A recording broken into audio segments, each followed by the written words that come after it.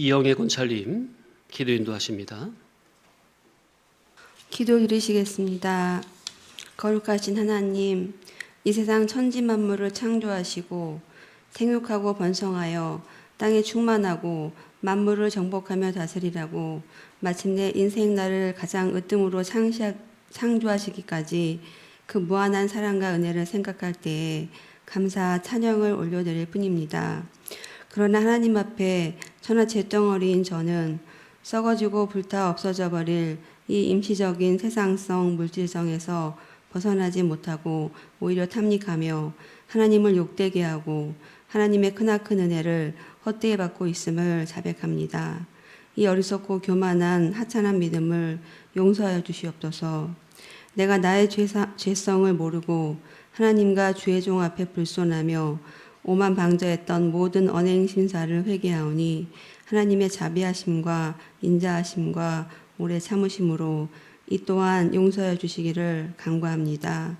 항상 죄에 예민하게 하시고 나의 죄인됨을 심각하게 자각하며 오직 말씀의 인도 따라 낮아지고 겸손해져 말없이 수종 들고 헌신하며 섬기는 선한 참 하나님의 맏아들 장자의 신앙이 될 수 있도록 인도하여 주시옵소서. 오직 믿음으로 본토지적 아비집을 떠나 갈 바를 모르고 가는 믿음의 조상 아브라함의 믿음과 신실함 앞에 심히 부끄러우며 그 믿음이 부럽습니다. 저 또한 이 제세 기간 동안 오직 믿음으로 만왕의 왕이신 그리스도만을 나의 참 주인으로 섬기며 수종 들고 순종하는 참 믿음을 허락하여 주시옵소서. 진리 말씀을 전하는 진리교회로 기꺼이 인도해 주신 하나님 아버지께 감사드리며 이 모든 말씀을 우리를 죄에서 구원해 주신 예수님의 이름으로 기도함나이다. 아멘. 하나님의 말씀 창세기 12장 1절입니다. 합독하십니다. 여호와께서 아브라함에게 이르시되 너는 너의 고향과 친척과 아버지의 집을 떠나 내가 내게 보여줄 땅으로 가라. 고향을 떠나라. 고향이 어디냐? 앞서 11장을 보면 갈대아 우르입니다. 갈대아는 바벨론 남부 지역을 가리키는 지명인데 그 이름의 뜻은 약탈입니다. 왜 하필 이름의 뜻이 약탈인지? 약탈은 폭력을 써서 남의 것을 억지로 빼앗음 또는 노략. 노략은 떼를 지어 돌아다니면서 사람의 재산을 빼앗거나 훔치는 행위. 자, 갈대아는 이름 뜻이 뭐라고요? 약탈. 자, 우르는 갈대아인의 도시로 달 숭배의 중심지로 데라와 아브라함의 고향입니다. 우르의 뜻은 빛 또는 빛이 비추이는 곳. 갈대아 지역의 성읍 이름입니다. 자, 그러니까 갈대아 우르 하면 약탈이라는 뜻이 들어있고 빛이 비추이는 곳. 복합적으로 들어있죠. 잘 맞지가 않죠. 자, 그런데 참 기가 막힌 의미가 들어있어요. 그래서 오늘은 갈대아 우르라는 지명에 담긴 의미를 계시적 이룰구원면으로 상고하면서 신앙의 이치를 이면저면 깨닫는 시간을 갖겠습니다. 성경을 해석할 때 특히나 사람에 대해 상고를 할 때 제가 항상 가장 근원부터 말씀을 드리는데 그 원인, 근원부터 살펴보면 창조주 여호와 하나님께서 첫사람에게 먹으면 정령 죽으리라 하는 금단의 사막가를 첫사람이 불순종으로 따먹음으로 인해 만물보다 심히 부패하고 타락한 인간은 그 마음속에 근성과 동인이 약탈하려는 성질, 성격, 성분으로 변질되어 버렸습니다. 타락이 됐어요. 그래서 근성, 앞에 보시고요. 두 번째부터 읽어볼까요? 태어날 때부터 지니고 있는 근본 성질. 뭐 먹고 근성이 완전히 그냥 변질됐다고요? 첫사람이 불순종의 범죄, 선악과 먹는 범죄를 함으로 사람의 근성 자체가 타락이 됐어요. 변질이 됐어요. 자, 세 번째 뜻은 뿌리 깊게 박힌 성질. 그죠? 뿌리 깊게 박힌 성질 자체가 변질했다는 거예요. 자, 그럼 동인은 뭐예요? 동인. 마음속에 근성과 동인이 약탈하려는 성질로 변질됐다고 그랬잖아요. 동인은 어떤 사태를 일으키거나 변화시키는 직접적인 원인이에요. 자, 그러니까 선악과 땀으로 말미암아 아예 죄덩어리가 된 사람들은, 죄인들은 근본적으로 그 속을 고치지 않고 그대로 두면 다른 사람의 귀중한 것을 약탈하려고 할 것이고, 더 심하게는 하나님의 것까지도 두려워하지 않고 약탈하려고 하는 성질이 아예 날 때부터 들어 있다는 겁니다. 이게 중요해요. 아예 그 근성에 이런 약탈의 성질이 들어 있다는 거. 쇳덩어리 인간은. 그런데 그게 그때만 그런 게 아니라 현실에서도 그대로 벌어지고 있다는 거. 첫사람의 후손인 모든 사람들의 근성과 심리에는 남의 것을 약탈하려고 하는 성질이 아예 내재되어 있다는 겁니다. 이걸 전제를 하시라. 자, 그러니 사람의 근성이 그렇게 타락이 된 원인이 뭐라고요? 하나님의 말씀에 불순종한 결과로 사람 속에 별의별 못된 죄악의 뿌리가 심겨지고, 그 죄악의 뿌리에서 온갖 악한 열매들이, 죄악의 양상들이 생성이 되게 나타나게 된다는 것. 그래서 계속 말씀드린 게 뭐죠? 선악과를 먹었을 때 인간 속에 5가지가 쑥 들어왔는데, 그 5가지가 뭐라고 말씀드렸죠? 첫 번째, 따라합시다. 죄, 사망, 사탄 마귀, 어둠의 세상, 마지막 율법의 저주. 자, 모든 죄는 어디로부터 출발이 된다고요? 하나님의 말씀에 불순종.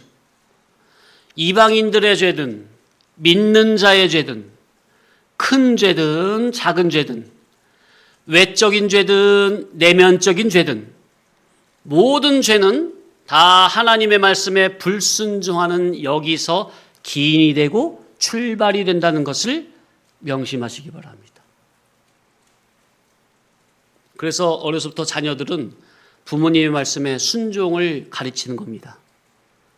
교회에서도 주일학교 때부터 하나님 말씀에, 선생님 말씀, 목사님 말씀에 순종을 가르치는 거예요. 누굴 위해서? 그 본인을 위해서. 자, 그런데, 그러니까 우리는 절대로 하나님의 생명의 말씀, 구원의 말씀, 진리의 말씀, 곧 나를 살리되 영원히 영생으로 구원으로 영광으로 살리는 하나님의 생명의 말씀을 절대적으로 순종해야지 불순종하면 안 되겠다는 거. 자, 그런데 불순종은 왜 나온다고 말씀드렸었죠? 하나님의 인격을 믿지 못하고 불신하는 거기에서 나온다고 그랬죠? 불신의 행위에서 나온다고 그랬죠? 그러면 불신은 왜 생기는 겁니까? 왜 나오는 겁니까? 하나님의 그 인격이 왜 안 믿어지는 거죠? 따라합시다. 은밀계시를 깨닫지 못해서 나를 향하신 아버지의 의자성을 모르는 거기에서 그분의 인격이 불신이 되는 겁니다. 맞습니까? 부모 자식 간에도 맞습니까? 세상 사람과의 인인 관계성도 다 그렇게 시작이 됩니까? 은밀계시를 모르니까, 나를 향하신 아버지의 궁극적인 의중을 모르니까, 곧 은밀계시가 뭐예요? 하나님이 날 이 세상에 두신 은밀계시가 뭐예요? 예수 그리스도를 통해서 하나님의 온전한 성품을 덧입으라 하는 이 인간 창조의 원인과 동기와 목적을 모르니, 그리고 이 세상에 잠깐 거처하게 하신 거처의 의무를 모르니까, 따라합시다. 거처의 의무를 모르니. 처음에는 뭘 깨닫지 못하니까? 은밀계시를 깨닫지 못하면 불신하게 되고요. 두 번째는 거처의 의무를 모르면 원망 불평이 나와요. 하나님이 첫사람을 에덴에 두신, 곧 우리에게 말하면 우리에게 현실을 주신 이유와 목적이 분명합니까? 구원 이루라고 해요? 누리라고 해요? 죄악의 낙을 누리라고 현실을 준 겁니까? 천국을 준비하라고 현실을 준 겁니까? 근데 이 거처의 의무를 모르니 이 세상을 활용해서 천국을 준비하는 게 아니라 현실을 누리려고 하는데, 내가 처한 현실을 보면 금수저처럼 마음껏 누릴 수 있는 환경이 아니니, 이런 환경을 누가 줬어? 하나님이 줬다고 생각하니까 은근히 이제 하나님께 뭐가 나와요? 원망, 불평이 나오고, 그러니 하나님의 인격이 불신이 되는 거기에서 필연 뭐는 나오는 거예요?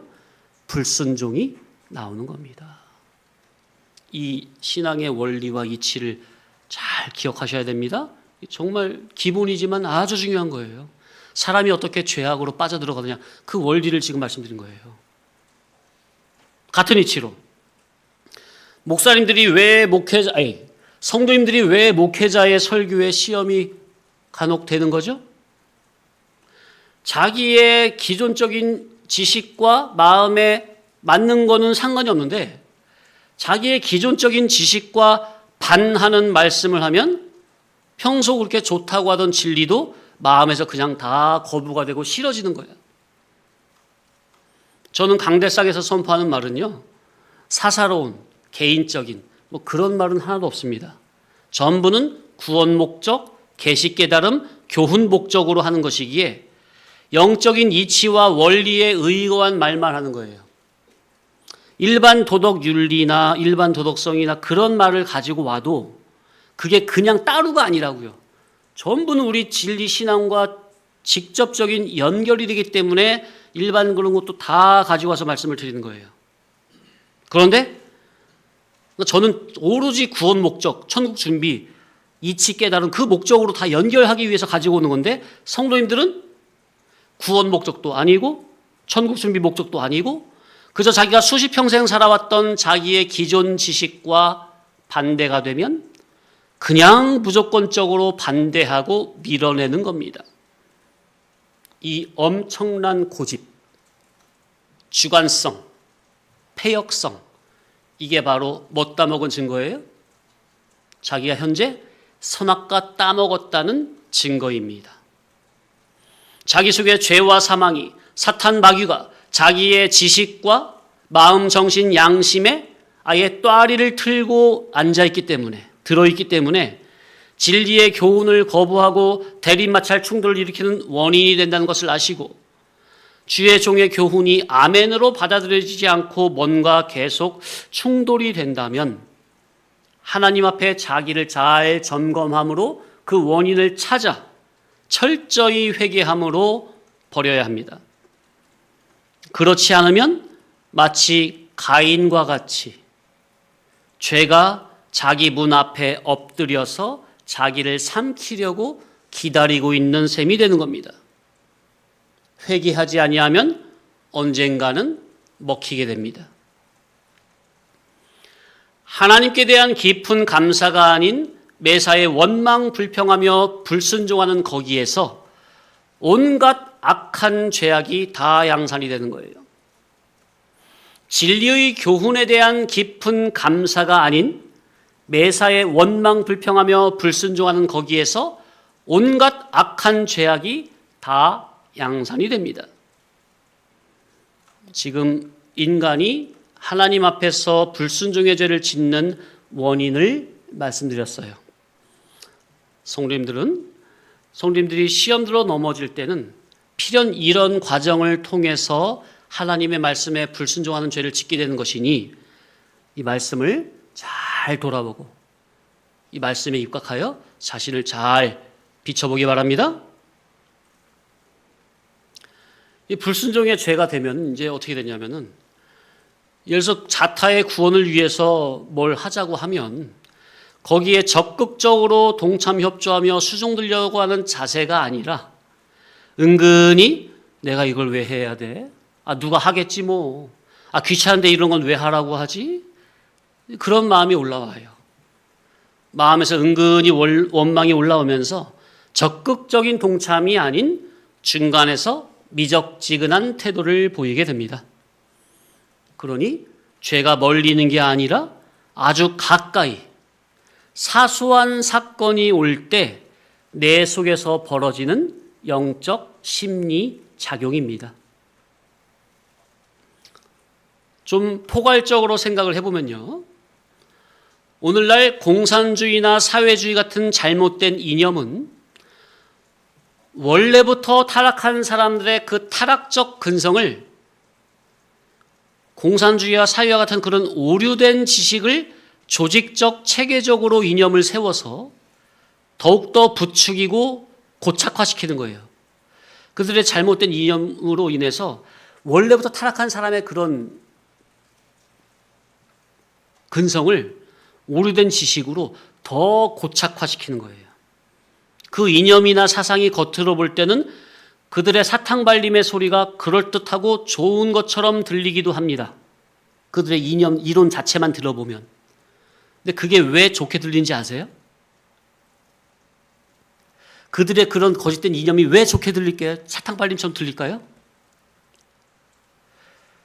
자기가 타락되어 있기 때문에 그들의 그런 이론이 좋게 들리는 거예요. 그걸 아셔야 돼요. 자기 속의 타락성이 그 질과 맞다니까. 그래서 그들이 좋은데? 그 이론만 들어보면 좋은데? 그게 왜 그러냐? 자기가 이미 타락되어 있다는 증거예요. 그 이념의 발상 자체가 타락성에서 나온 것이요. 타락성을 더 부추기느라는 것을 알아야 됩니다. 왜냐하면 공산주의 사회주의는 어디를 연구하고 어디에 반해서 대적하기 위해서 나온 사상이라고요? 공산주의를 그 사상을 정립한 사람이 유대인이라니까. 성경을 잘 아는 사람인데 아는 사람이 악령의 특수감화가 임하니까 성경과 하나님과 정대적으로 나온 사상이 공산주의 사회주의 이념이라고요. 이걸 아셔야 돼요. 그래서 이 근본 원리만 알면 정상적인 기독교인이라면 절대로 공산주의 사회주의를 옹호할 수가 없어요. 반성경, 반하나님이기 때문에 사상이, 출발이, 원인이. 자, 그러니까 그들의 이념 자체가 타락성이요. 타락성을 부추기는 것이기 때문에 쇳덩어리 자기가 들을 때 그런 말이 그럴싸하게 들린다는 거예요. 질이 같으니까. 자, 일반적으로도 사기꾼들의 말은 겉으로 나에게 다가올 때 나를 망하게 하고 사기치고 죽이려고 온다고 합니까? 해롭게 한다고 옵니까? 나를 위한다고 옵니까? 그럴듯하게 포장해서 오죠? 그러니까 사기꾼들한테 당하지. 거짓은요, 나 거짓이야 하고 오는 게 아니라 참처럼 주장하면서 오고, 이리가 나 이리야 하면서 오는 게 아니라 양의 탈을 쓰고 교묘하게 선한 모습으로 온다니까요. 사상의 근본을 꿰뚫어보는 영의 눈이 있다면 보이는데 그게 없으니까, 그 지식의 눈이 없으니까 당하는 거예요. 그런 면에서 일반이지만 과거 초대 대통령 이승만 대통령은 영적으로 깨어있는 훌륭한 분이었어요. 왜 그러냐? 그분이 그때 젊었을 때인데 당시 공산주의가 전 세계를 점령해 들어가고 심지어 미국에서조차 공산주의 사상은 그렇게 나쁜 게 아닌 그저 여러 여타 이념 중에 하나로 여기면서 미국에서조차 공산주의가 활기를 치면서 막 퍼져나가고 있을 그때였어요. 그 누구도 공산주의에 감추인 발톱을 모르고 있을 때였어요. 전 세계 그 누구도.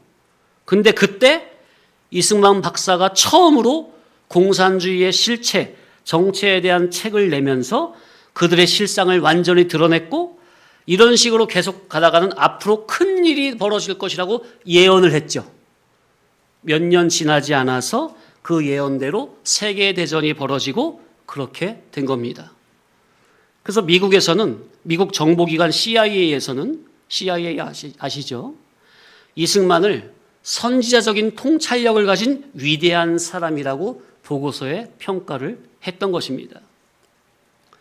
자, 공산주의 그들이 주장하는 게 가진 자, 있는 사람의 것, 부르주아의 것을 빼앗아서 공평하게 나누자는 이 유무상통은 바로 사람의 타락적 근성을 부추기는 겁니다. 맞습니까?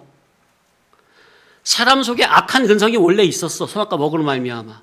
근데 그걸 공산주의 사상은 오류된 지식으로 조직적이고 체계적인 말로 지식으로 현혹하여 사람 속에 내재되어 있는 그 악한 근성을 밖으로 폭발시켜버리게 하는 아주 악랄한 이념입니다. 맞습니까? 비유가 썩 적절하진 않지만 그래도 자 들어보시면 자 옛말에 구박하는 시어머니보다 누가 더 밉다? 말리는 시누이가 더 왜 미운 거죠?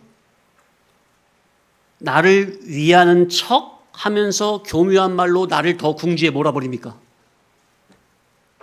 그렇듯 공산주의 이념은 사람을 위하는 척 하면서 교묘한 말로 사람의 악한 근성을 터치하고 폭발시켜 결국 모든 사람들을 다 망조로 몰아가는 악한 이념입니다. 지금 북한, 와, 깜짝 놀랐어요.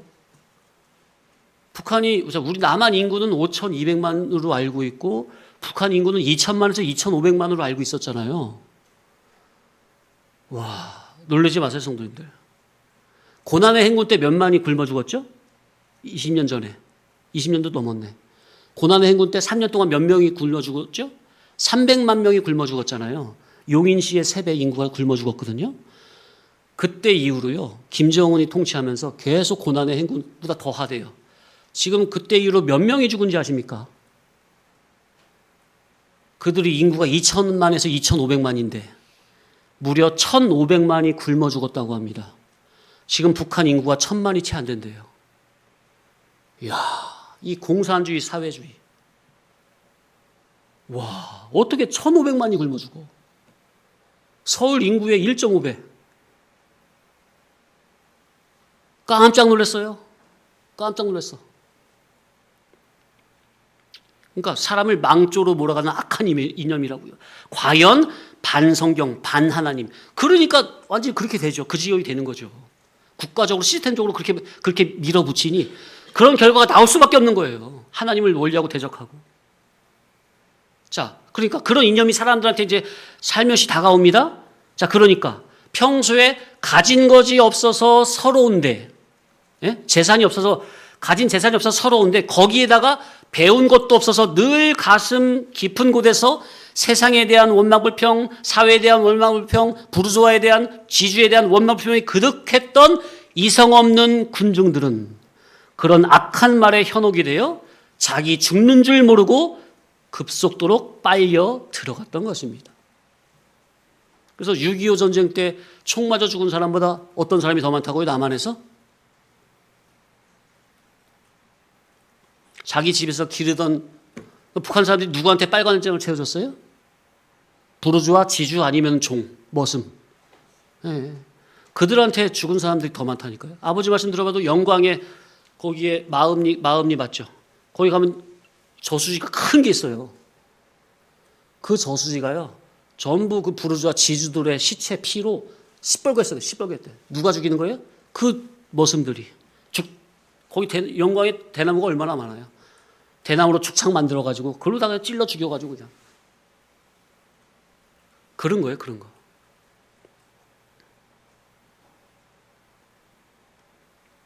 그런데 그렇게 드러나 있는 알려져 있는 그런 이념만이 아니라 오늘날 선악과 먹고 타락한 모든 인간들은 여기에 누구도 포함돼요? 저와 우리도 다 포함됩니까? 우리도 선악과 따먹었잖아요. 모든 인간들은 근데 우리는 예수님의 피로 말미암아 거기서 구원이 된 거죠. 근데 아직 예수님의 피가 발라져 있지 않은 선악과 따먹고 타락한 모든 인간 세상 사람들은 사실 하나님의 것을 약탈해서 겁도 없이 인간 자기의 것으로 삼아 육신의 쾌락, 향락을 위해 죄악의 낙을 누리기 위해 무절제하게 쓰고 있습니다. 하나님의 것을 약탈해서 죄악의 낙을 누리는데 쾌락, 향락을 위해 하나님의 것을 마음대로 약탈해서 쓰고 있다는 거. 자, 그래서 이러한 악인들에게 사용되는 피조물들의 괴로움,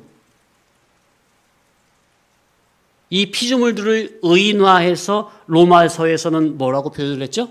다시 한번 읽어보겠습니다. 앞에 8장 19절 이하. 시작. 피조물이 고대하는 바는 하나님의 아들들이 나타나는 것이니 피조물이 허무한데 굴복하는 것은 자기 뜻이 아니요 오직 굴복하게 하시는 이로 말미암음이니라. 자, 이 세상에 죄인이든 악인이든 뭐 선인이든 상관없이 만물의 영장은 만물입니까? 사람입니까? 사람이 타락했어도 하나님의 형상대로 지음받았잖아요. 그렇기 때문에 하나님께서는 창조 질서상 악인이든 선인이든 의인이든 뭐 죄인이든 상관없이 피조물은 사람에게 굴복하게 되어 있어요. 그렇게 창조 질서로 만들어 놓으셨죠. 그런데 이 피조물을 의인화해서 표현하는 게 19절에 피조물이 뭘 고대한대요? 그러니까 피조물들은 누구에게 쓰임받기를 원한다는 거예요? 하나님의 아들들, 우리 성도님들에게, 말씀 중심으로 천국 준비한 성도님들에게 사용받기를 원한다는 거예요. 그런데 20절에 피조물이 어디에 굴복한대요? 이들이 누구예요? 허무한 이게 누구예요? 하나님을 떠난 악인들이죠. 그러니까 피조물들이 악인들에게 사용되는 것은, 굴복하는 것은 자기 뜻이 아니요 하나님으로 말미암음이라. 21절 시작. 그 바라는 것은 피조물도 썩어짐의 종노릇한 데서 해방되어 하나님의 자녀들의 영광의 자유에 이르는 것이라. 그러니까 피조물들의 바람은 뭐예요? 어디서 해방되는 거? 썩어짐의 종노릇에서 해방되는 거. 그러니까 피조물들이 누구한테 사용되고 있는 게 지금 썩어짐의 종노릇 하고 있는 거예요? 노예 생활하고 있는 거예요? 불신자들, 악인들한테 사용되고 있는 게 피조물들이 지금 가슴을 친다는, 한탄한다는 거예요. 제발 이 악인들 말고 하나님의 아들들이, 선인들이, 의인들이 와서 나를 사용해 줬으면. 왜? 그게 하나님이 만물을 창조한 목적이 분명합니까? 22절 시작. 피조물들이 다 이제까지 함께 탄식하며 함께 고통을 겪고 있는 것을 우리가 아느니라. 그죠? 하나님의 아들들이 사용하면 좋아하는 건데 죄인들한테 사용이 되니까 그냥 탄식하며 고통을 겪는다고 피조물을 마치 사람처럼 의인화하여 표현을 한 것인데 영적, 계시적, 구원 목적, 창조의 목적으로 봤을 때 정확한 표현입니다. 지금 세상 사람들이나 기독교인들이나 할 것 없이, 너나 할 것 없이 전부는 하나님의 것을 약탈해서 자기 육신의 쾌락, 향락, 누림성을 위해 무절제하게 쓰고 있습니다. 그래서 아까 제가 우리 학생들 에너지 절약, 자원 절약하라고 하는 거예요. 여기 예배, 일부 예배 마치고 점심 식사하러 갈 때 문집사님은 꼭 제일 먼저 이거 형광, 이 뭐죠 이거? 밝은 거, 할로겐이라고 그러나? 이거랑 이거 꺼졌나 확인하시더라고. 너무 아깝다고. 저런 켜놓고 나가면. 그러니까 어른들은 이게 습관화가 돼 있어, 어려서부터. 절약하고 절제하고 아끼는 게. 근데 우리 학생들은 너무나 풍족한 그냥 시대에 살고 있으니까 귀한 줄 모르고 아낄 줄 몰라요. 그러면 안 됩니다. 하나님이 주신 자원도 잘 아껴야 됩니다. 다 신앙이에요, 그게 다. 그 함부로 쓰면 하나님이 그런 것도 다 죄 없다 하지 않으시는 거예요. 우리는 하나님이 주신 만물, 피조물을 어떻게 써야 합니까? 오직 자타의 구원 목적, 천국 준비하는데 잘 선용해야 합니다. 자, 그러면 그런 하나님의 아들들에게 사용되는 피조물들은 자기가 창조된 목적대로 사용이 되기 때문에 아낌없이 감사한 마음으로 우리를 위해서 쓰임이 되는 것을 기뻐하는 거예요. 자, 이제 갈대아 우르를 적용해서 이제 생각을 해봅니다. 서론 말씀드린 거예요, 지금까지는. 자, 그런데 만물을 우리에게 주신 목적을 모르고 자기 육신의 쾌락과 정욕과 누림성을 위해 무절제하게 사용하는 그런 인간들에게, 하나님의 것을 약탈해서 쓰고 있는 그런 인간들에게 빛이 들어오면 어떻게 할까요? 속에 약탈하려는 근성이 들어있는 그런 악한 인간들에게 빛이 들어오면 어떻게 할 것 같아요? 먼저 생각하기 전에 빛에는 크게 세 가지가 있습니다. 첫째는 자연의 빛, 태양빛, 둘째는 지식, 깨달음의 빛, 셋째는 하나님의 진리 지식의 빛. 먼저 첫 번째부터. 자, 선악과 먹고 타락함으로 말미암아 속에 약탈하려는 근성이 아예 들어있는 죄인들에게 물질의 빛, 태양의 빛이 비춰지면 어떻게 할 것 같아요? 자기 육신의 눈에 마음에 드는 곳을 더 많이 차지하려고 날뛰는 게 분명합니까? 인간의 마음이 선악과를 먹고 타락하니 그 마음의 근성이 아예 남의 것을 약탈하려고 하는 성질이 들어있습니다. 그런 인간에게 태양빛, 자연의 빛이 비춰지면 밝히 보이기 때문에 자기가 원하는 땅을 더 많이, 남보다 더 많이 차지하려고 들 것입니다. 그렇죠? 자, 성경에서 누가 생각이 나요? 지금 보고 있는 성경에서. 예. 아브라함의 조카 롯. 우리 지난주 읽어봤잖아요. 창세기 13장. 아브라함의 목자와 롯의 목자가 서로 땅이 겹쳐가지고 싸우니까 아브라함이 롯에게 찾아가서 먼저 말을 하죠. 네가 우하면 나는 좌하고 네가 좌하면 나는 우하리라. 그러니 롯이 어떻게 했어요? 다시 한번 볼게요. 앞에 10절 이하 시작. 이에 롯이 눈을 들어 요단 지역을 바라본즉 소알까지 온 땅의 물이 넉넉하니 여호와께서 소돔과 고모라를 멸하시기 전이었으므로 여호와의 동산 같고 애굽 땅과 같았더라. 그러므로 롯이 요단 온 지역을 택하고 동으로 옮기니 그들이 서로 떠난지라. 지금 롯이 지금 영적인 선택을 한 거예요? 육신의 눈으로 물질의 이해타산으로 선택한 겁니까? 태양이 떠올라서 만물을 밝히 비추니까 육댕이 롯이 이 만물을 보니까 어때요? 야, 소알 땅에 물이 넉넉하니까 여기 딱 좋거든, 양치기. 그러니까 자기 눈에 보기에 좋은 곳을 자기 것으로 삼으려고, 자기 소유 삼으려고 얼마나 욕심을 부리고 탐심을 부리는지. 남보다 더 많이 차지하고 남보다 더 많이 소유하려고 피땀을 흘리며 치열한 생존 경쟁으로 얼마나 노력을 하는지 모릅니다. 그러나 그들 중에 어떤 사람은 없어요? 성경 로마서 3장 10절 이하 앞에 시작.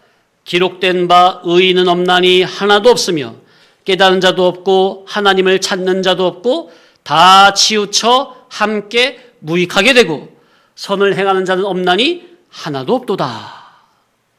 하나도 없어요. 하나도. 전부는 하나님의 것, 다른 사람의 것 약탈해서 자기 것으로 삼으려는 그런 마음만 가득하지. 자, 두 번째. 속에 약탈하려고 하는 근성이 들어있는 죄인들에게 지식의 빛, 깨달음의 빛이 들어가면 어떻게 하려고 할까요? 예, 이제 그 지식을 무기 삼아 더 많이 차지하려고 악랄한 방법으로, 교활한 방법을 다 동원할 것입니다. 맞습니까? 아예 속에 약탈하려는 근성이 사람이 되어 있잖아요. 선악과 먹은 후손들이기 때문에. 거기에 지식이 빛이 들어가니까 그러니까 남보다 더 많이 배운다든지 그렇게 더 많이 알고 있다든지 잘 그런 틈새를 잘 찾아가지고 공략을 해가지고 아주 그냥 더 많이 차지하려고 할 것입니다. 그 영악한 머리로 무슨 짓이든 못할 거냐 그 말이에요. 인간들이 모두 성공, 출세, 부귀영화를 누려보겠다고 남들의 머리가 되어보겠다고 남들의 위에 군림하겠다고 듣고 보고 배운 지식으로 얼마나 악랄한 야심을 품고 헛된 야망에 사로잡혔어. 한도 끝도 없는 욕망을 채우려고 권모술수를 쓰고 있느냐 그 말이에요. 오늘날 어떻게 지금 세상 돌아가는 이치가 다 보이십니까? 그런 인간들이 때를 지어서 바벨탑을 쌓으려고 하겠지만 바벨탑 쌓던 게 어떻게 됐어요? 완성했습니까? 얼마 못 가서 파멸이고 멸망이고 자멸이 될 뿐입니다.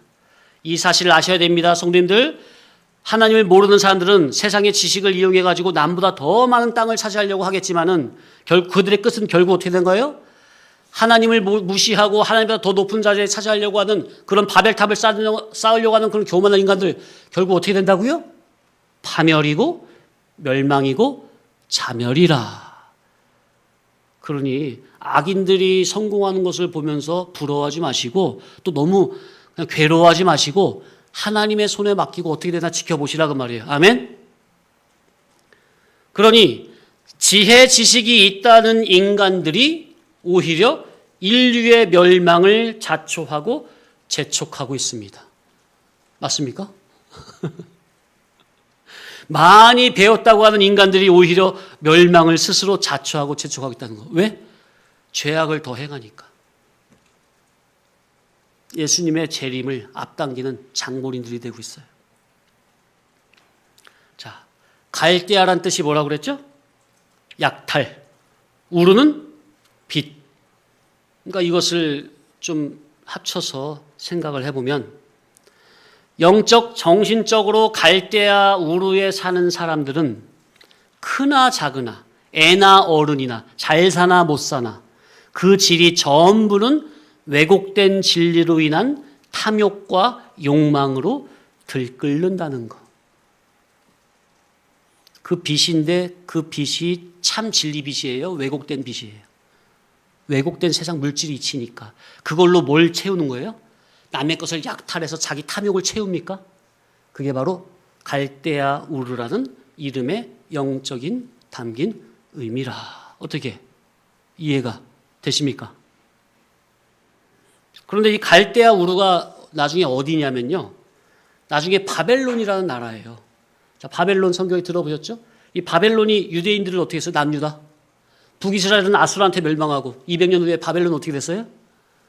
아니 남유다는 바벨론한테 멸망이 되잖아요. 이 바벨론이 유다인들을 죽이고 약탈하고 포로로 잡아갔습니까? 이름 그대로야. 갈대아라니까요. 바벨론이 살던 그 지역이. 그런데 바벨론은 결국 영원히 갔어요. 몇 년 만에 망했어요. 그렇게 당시 최강대국이던 바벨론이 70년 만에 망하고 메대 파사가 들어왔잖아요. 다니엘서나 그런 데 보면은 왕이 계속 바뀌잖아요. 그죠? 거기에 이제 바벨론 왕도 있고 메대 파사 왕도 있는 거예요. 그래서 그 유대인들이 바벨론에 몇 년 유수? 몇 년 포로 생활? 70년 포로 생활이에요. 딱 유대인 하나님이 이스라엘을 그러니까 주인공은 이스라엘이죠. 유대 나라죠. 유대 나라가 하나님 말씀 어기고 불순종하니까 누구를 일으켜가지고 신흥 강대국 바벨론을 일으켜가지고 일으키자마자 이제 유대인들 싹 잡아가. 그 70년 동안 포로 생활 하다가 끝나니까 이제 다 보내는 거예요, 다시. 고레스 왕 때가 그게 이제 그 바벨론 때였을 거고 그 다음에 일어난 왕이 메데페사 왕이죠. 그래서 이렇게 보내는 거죠. 고레스 왕이 그 칙령을 보고. 자, 그런데 이제 그러니까 갈대아 우르 이 약탈 왜곡된 진리로 약탈하는 거기에 이제 바벨론이 이 진리 성도들 유대인들을 약탈해 갔잖아요. 포로로 잡고. 근데 이거를 이 70년만이 아니라 이것을 전 세계로 늘려서 보면은 오늘날도 역시 전 세계가 이 일을 반복하고 있다는 겁니다. 이걸 알아야 돼요. 진리를 모르는 사람은 자기도 모르는 사이에 누구를 약탈하고 있어요? 하나님의 사람들의 것을 빼앗아서 약탈하고 있는 셈이 되는 거예요. 진리를 모르는 어둠의 세상은 아예 근성과 본성적으로 빛의 자녀들인 교회를 자기도 알게 모르게 아름아름 핍박하고 대립과 마찰과 충돌을 일으키게 되어 있다는 거예요. 나는 한 번도 그런 적 없는데 근데 갈대아 우르에 살고 있는 진리라면 그 사람은 진리의 교회 성도들을 은연중에 약탈하고 핍박하고 있는 진리로 살고 있다는 겁니다. 그러니 갈대아 우르에 사는 사람 치고는 깨달은 자도 없고 하나님을 찾는 자도 없고 다 치우쳐 함께 무익하게 되고 선을 행한 자는 없나니 하나도 없도다 하는 거예요. 그러니까 하나님께서 거기에 살고 있는 선민 누구를? 아브라함을 불러내시는 거예요. 떠나라는 거예요. 갈대아 우르에서. 여기서는 안 된다는 거예요. 여기서는 뭐 준비가 안 된다는 거예요? 천국 준비가 안 된다는 겁니다. 가나안 땅에 가야만 준비가 된다는 겁니다. 어떻게 계시사적으로 우리에게 그대로 적용이 됩니까? 그러니까 떠나라고 하시는 거예요. 그래서 여기까지 오신 겁니다, 성도님들. 떠나서 여기까지 오신 거라고요. 거기서는 안 되니까. 불신 세상에선 또 하란 중간 땅 종교적 세상에선 구원이 천국 준비가 안 되니까 진리가 있는 곳까지 와야 천국 준비가 된다는 의미입니다. 창세기 1장의 창조 기사를 보면 하나님께서 창조 첫째 날에 빛을 창조하시죠.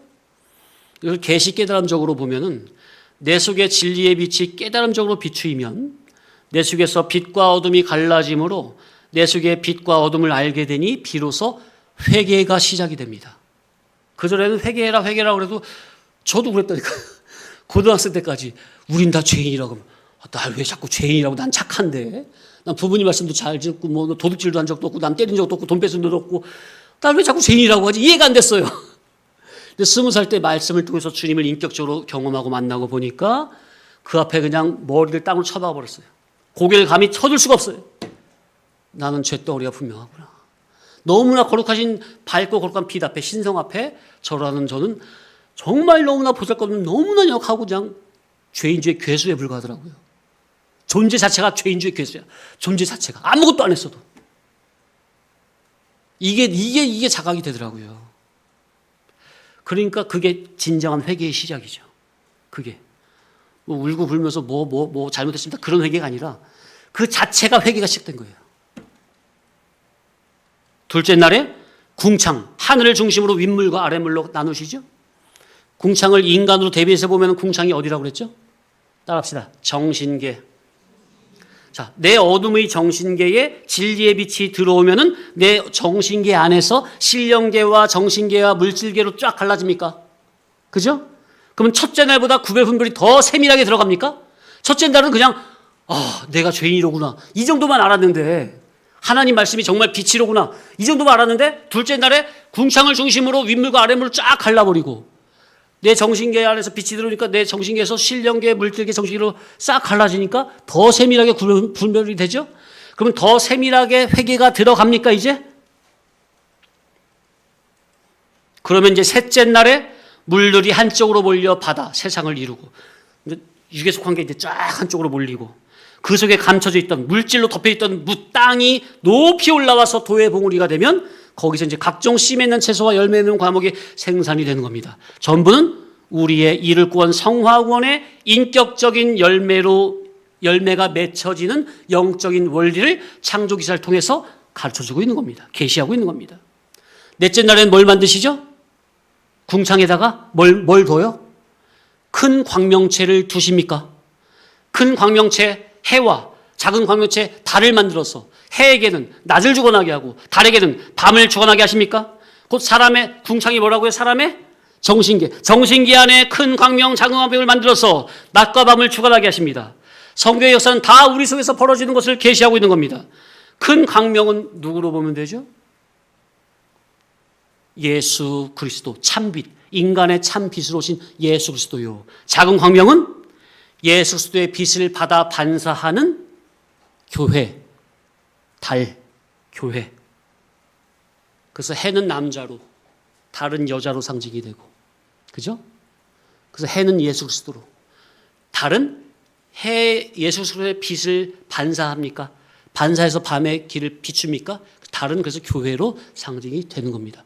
밤하늘에 떠 있는 별은 뭘로 상징하는 거예요? 예. 밤길을 가는 나그네, 길 잃은 나그네들 길 잃지 말라고 진리의 빛으로 인도하는 인도자를 계시하는 겁니다. 진리의 종들. 그래서 큰 광명은 뭘 주관하라? 큰 광명은 낮을 주관하라. 그리스도 안에 있는 우리는 밤에 속한 자입니까? 낮에 속한 자입니까? 그래서 큰 광명이 곧 예수 그리스도께서는 낮인 저와 여러분을 주관하시는 겁니다. 아멘. 그래야 성도의 이를 구한 성화구원이 시작이 되는 겁니다. 이루어지는 겁니다. 이 모든 것은, 이 모든 구원의 생사는 첫째 날 뭐로부터 시작이 되는 거예요? 빛이 있으라. 빛이 들어와야 시작이 되는 겁니다. 그런데 원래부터 타락한 사람에게 이런 진리 빛이 아니라 세상 물질 지식의 빛이 들어오면 기존의 약탈의 성격의 물질 지식이라는 빛이 깨달음이 들어오면 그 지혜의 지식을 가지고 얼마나 더 남의 것을 하나님의 것을 약탈을 하겠습니까? 더 전문적으로 하는 거예요. 교묘하게 교활하게. 오늘의 악랄한 위정자들은 앞으로 먼 미래 세대 자녀 세대들이 감당해야 할 무거운 짐은 생각지 않고 백성과 나라의 미래는 어떻게 되든지 말든 당장 자기 배만 불리고 당장 인기를 위해서 어리석은 대중들의 취향을 영합하는 우둔함의 혼신을 쏟지 않습니까? 그래서 셋째, 우리에게는 뭐가 들어와야 돼요? 진리의 빛이, 깨달음이 들어와야 돼요. 진리의 빛이 들어오면 영과 육에 속한 사람으로 양분이 됩니다. 참빛이 비추어지면 진리를 따르려고 하는 영에 속한 극소수의 사람이 생겨날 것이고 그 나머지 전부는 빛을 싫어하여 죄악의 어둠 속에 숨어 여기가 좋사오니 하고 진리의 빛으로 나아오려고 하지 않을 것입니다. 저는 제가 그냥 하는 말이 아니라 말씀 찾아서 매 예배 때마다 이렇게 오신 성도님들 너무나 귀하다고 하는 거예요. 성도님들은 잘 못 느끼시겠지만 성도님들은 정말로 하나님의 특수한 은총을 받고 계시다 하는 겁니다. 여기는 나오고 싶어도 나올 수 있는 자리가 아니라니까요. 하나님의 은혜가 입혀진 자라야만 나올 수 있는 자리라니까요. 모든 인간에게 하늘의 참빛이 비추이면 그 빛을 따라 정의와 선을 찾아가는 극소수의 역의 사람이 있을 것이고 그 빛을 싫어하여 죄악으로 치우치는 대다수의 사람으로 갈라져 질적으로 영과 육으로 양분이 되는 것입니다. 이것이 그때만 그런 것이냐? 지금 현실도 똑같다는 것. 참빛을 따라서 바벨론, 갈대아우르를 탈출하는 극소수의 우리 성도들과 같은 사람이 있는가 하면 여기가 좋사오니 하고 숨어 가재처럼 좀 앞으로 나왔다가 에이 여기가 좋사오니 다시 뒤로 해가지고 그냥 바위 밑으로 쏙 들어가 버리는 거예요. 자기가 원래 살던 기존의 그 자리, 갈대아우르 그 자리로 숨는 사람이 있는 겁니다. 존재적으로는 성도님들이 참으로 복을 받은 분들이 분명하지만 그러나 또 이 말씀을 성질 성분으로 우리가 이해를 해보면 지금 이 자리에서도 진리 복음의 빛이 깨달음으로 비침이 들어갈 때 자기 속에서 이 빛에 대해서 빛을 받는 자기 마음, 정신, 양심이 어떻게 돌아가는지 긍정으로 돌아가는지 부정으로 돌아가는지 영과 육으로 양분이 되고 있습니다. 진리의 참빛을 모르는 사람은 말할 것도 없지만 옳은 교훈을 듣고도 그럴 수도 있다 그 말이에요. 진리의 복음을 듣고 귀가 번쩍해서 정말 내 속에서 천지개벽 대시각 변동이 일어나서 진리의 빛의 인도를 따라 나오는 사람이 있는가 하면 당장 말씀을 들을 때는 말씀이 좋네 옳네 하지만 이 빛의 말씀을 어둠의 자기에게 자기 삶의 전반에 적용을 하려고 하니 그러니까 이 빛 앞에서 나를 포기하고 부인하고 죽이라고 하거든. 그러니 나는 죽기 싫거든. 그러니까 이제는 그 좋던 진리가 이제는 정반대로 싫다며 어둠 속으로 자꾸 숨어 들어가거나 그것도 아니면 아예 진리 밖으로 탈출하려고 하는 두 종류로 양분이 될 것입니다. 그러니까 진리를 뭣도 모르고 처음에 들을 때는 이치가 옳고 명백하니 좋다고 할 수도 있습니다. 그러나 얼마는 못 갑니다. 왜?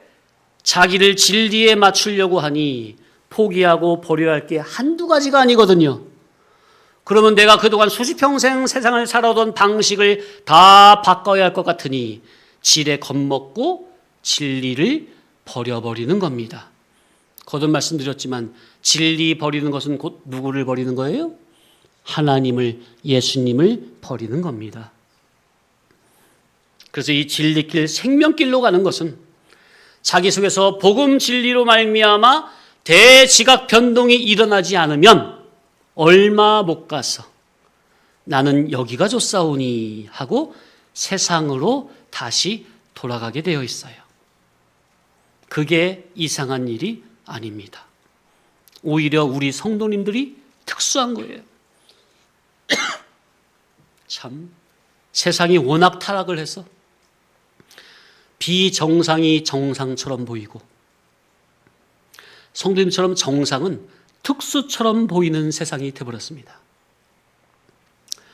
잠시 쉬었다가